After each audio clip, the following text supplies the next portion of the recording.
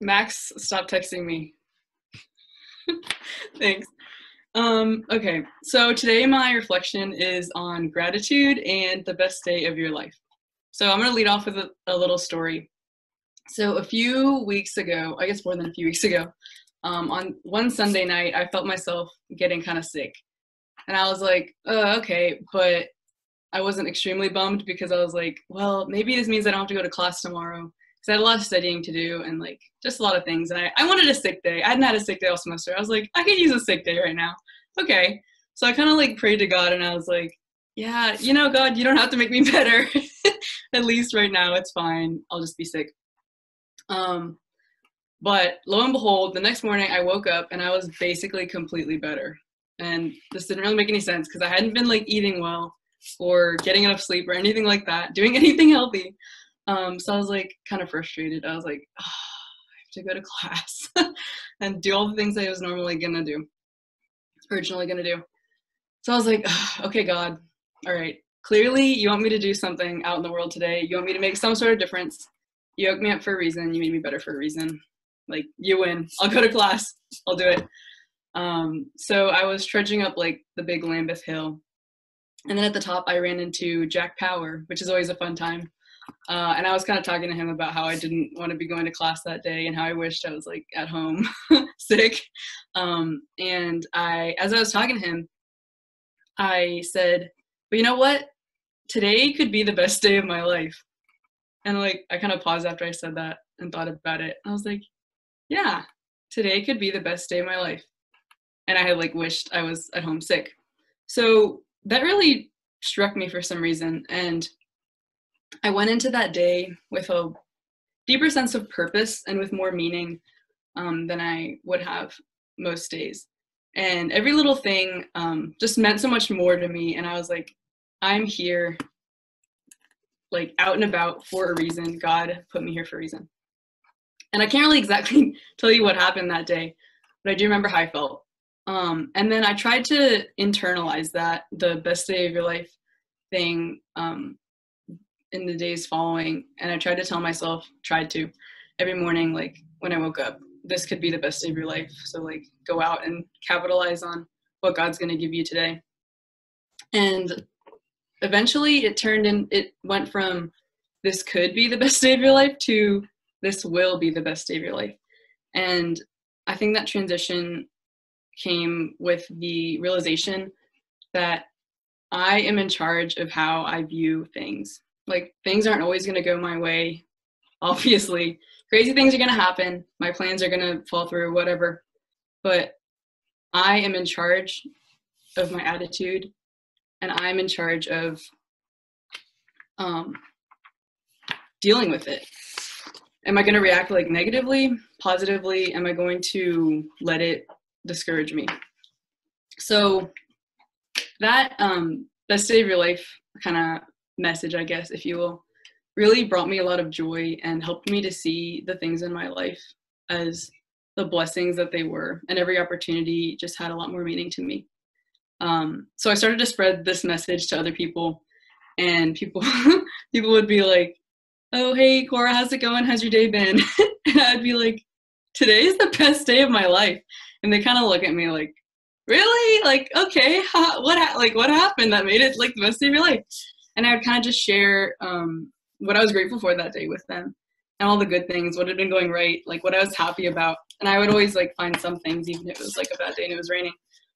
But I realized like when I would tell this to people, they just kind of be like surprised. And it made me think a lot about how many conversations have I had with people where I ask them like how they're doing or how their day's been. And they're like, oh, I'm tired. I have so much work to do. I'm just like overwhelmed. I'm really stressed. And like, how often do we want to complain as the first thing like we do? And then I realized like how often I also am guilty of the same thing and just like looking at the negative first and foremost and just completely overlooking a lot of the blessings and the good things that happen in a day. And I kind of resolved to like change that. So what do I mean by the best day of my life? Like, do I mean that every day something drastically amazing happens to me and like my life just keeps getting better and better every day. No, that's not what I mean. I say that each day is the best day of my life because I truly believe that we're here for a reason. Like God created each of us and put us in our specific places on earth right now in this time period for a specific reason. And each day God gives us so many opportunities to accept his love in crazy ways, in ways we don't expect.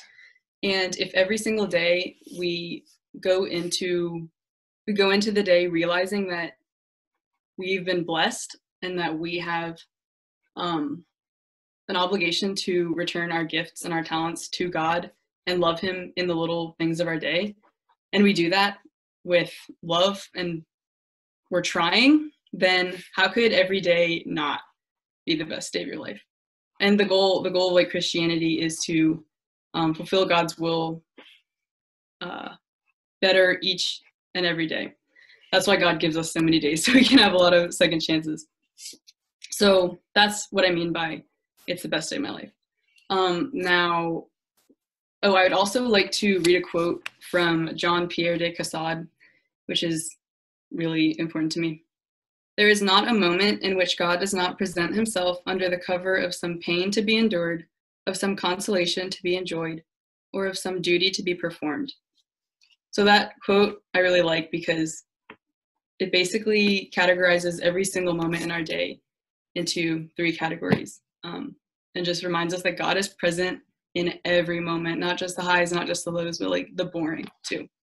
Another disclaimer, I'm not saying that once you adopt this mindset that every problem is going to go away and that like life is just going to be peachy and you're going to be smiling all the time and like happy forever. Like that's not what I'm saying. And I'm not saying that you can't be sad or mourn things that should be mourned. But I am saying that it is super important to rejoice in your blessings, to first recognize them and then give thanks that you have them, because our lives are not our own.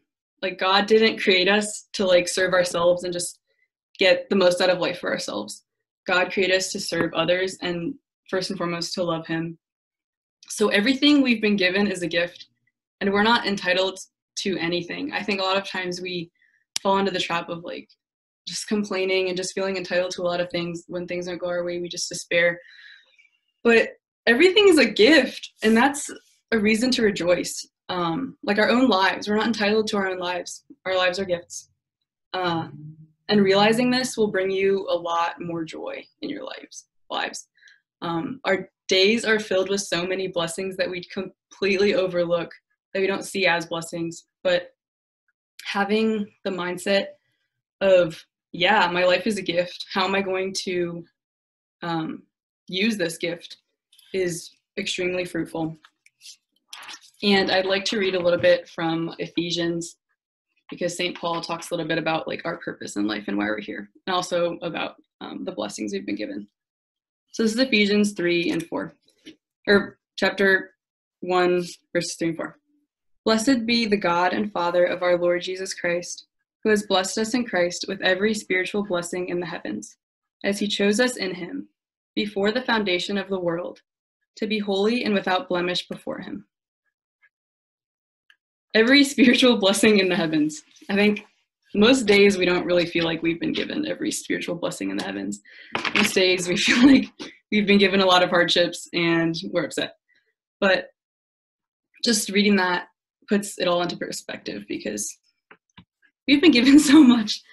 And especially in this time of quarantine, it's really easy to despair and to not recognize our blessings, because maybe right now we don't feel like we have any big blessings, even though we do. And I want everyone to remember that right now, the devil also wants to tell us that we don't have any blessings. He wants to dull our senses and make us blind to all the good things around us. He wants to make sure that we remain spiritually dead. He doesn't want us to have contact with God. He doesn't want us to thank God for all the gifts we've been given.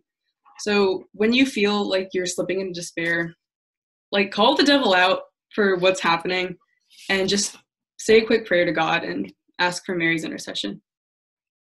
Yeah, like Olivia said the other week, right now is a special time for us to form ourselves into saints. So just remember it as that kind of time. And yeah, gratitude, it's not easy, nor does it come naturally. You really have to seek it out, and it's a challenge, especially when you wake up, you look outside, it's like raining or gray. Then you're like, wow, well, I can't even leave the house today. Also, I have a lot of online classes to go to, so I got to find the motivation to get out of my bed for those. Oh yeah, and my family's difficult. Like, wow, looks like it's going to be a great day. It's so easy for those things to be the first thoughts we have in the morning, like as soon as we wake up. But every morning we're faced with a choice right when we wake up. First thing, we're faced with a choice between gratitude and grumbling. And when I was practicing this talk with my sister earlier, she was like, haha, bars. And I was like, okay. But then I thought about it and I was like, yeah, if gratitude or grumbling, the alliteration there makes you remember it right when you wake up and remember that this is a choice, great. So bars, if you will. But choosing gratitude right when you wake up is so important, and it's key to having a positive attitude the rest of the day. Like, I don't think we realize a lot of times how important our first thought of the day is, but it really sets the tone for the rest. So I challenge all you guys to choose gratitude instead of grumbling right when you wake up. Yeah, also at night, right before you go to bed, I have another little challenge for you guys. It's to think of 3 things that you are grateful for in that day. Whether it be like a sibling did something nice for you, like Caroline made me a smoothie bowl today, that was really nice. Or you just noticed God somewhere that you hadn't usually, or one of your classes went really well, or even like a hardship that you felt really humbled by. Like think about them before you go to bed, acknowledge them, thank God for them, and yeah, just go to bed with a grateful heart. Yeah. So to recap what I've been trying to say, be aware of your blessings and like make sure you have the eyes for them. Make sure you're like actively thanking God when things go right, when things go wrong even. So categorize the little moments of your day into pain to be endured, consolation to be enjoyed, or duty to be performed. So pain, consolation, or duty, because every moment of our day fits into one of these 3 categories. Yeah, other thing, when you wake up, be grateful. Continue to be grateful throughout the day for everything you've been given, because we are so incredibly blessed. Like even our gift of sight, our gift of health in this time.